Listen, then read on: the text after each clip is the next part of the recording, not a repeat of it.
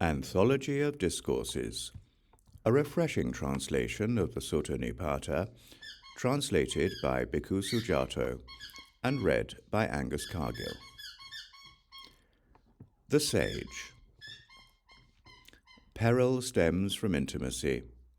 Dust comes from an abode. Freedom from abode and intimacy, that is the sage's vision. Having cut down what's grown, they wouldn't replant, nor would they nurture what's growing.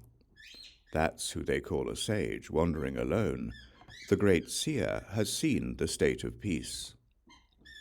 Having appraised the fields and measured the seeds, they wouldn't nurture them with moisture.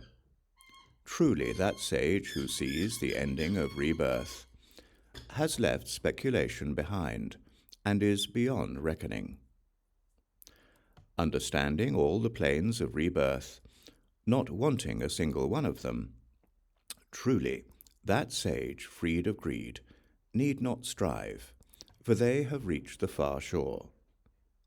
The champion, all-knower, so very intelligent, unsullied in the midst of all things, has given up all, freed in the ending of craving.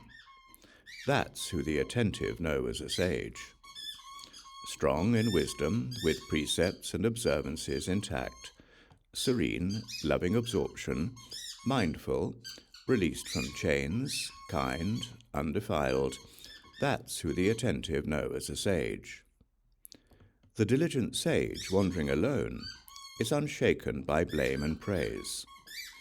Like a lion not startled by sounds, like wind not caught in a net, like water not sticking to a lotus. Leader of others, not by others led, that's who the attentive know as a sage.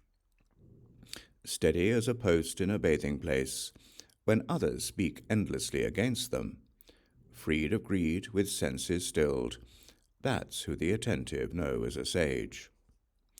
Steadfast, straight as a shuttle, horrified by wicked deeds, discerning the just and the unjust, that's who the attentive know as a sage.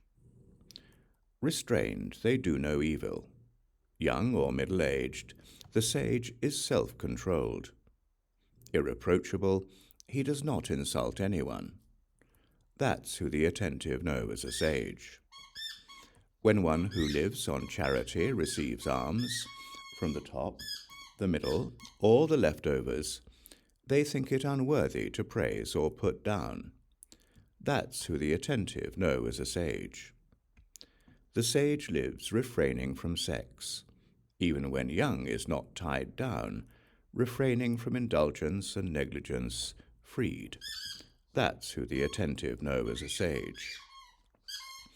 Understanding the world, the seer of the ultimate goal, the unaffected one who has crossed the flood and the ocean, has cut the ties, unattached and undefiled, that's who the attentive know as a sage.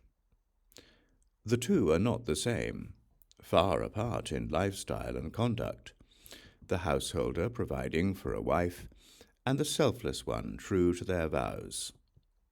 The unrestrained householder kills other creatures, while the restrained sage always protects living creatures.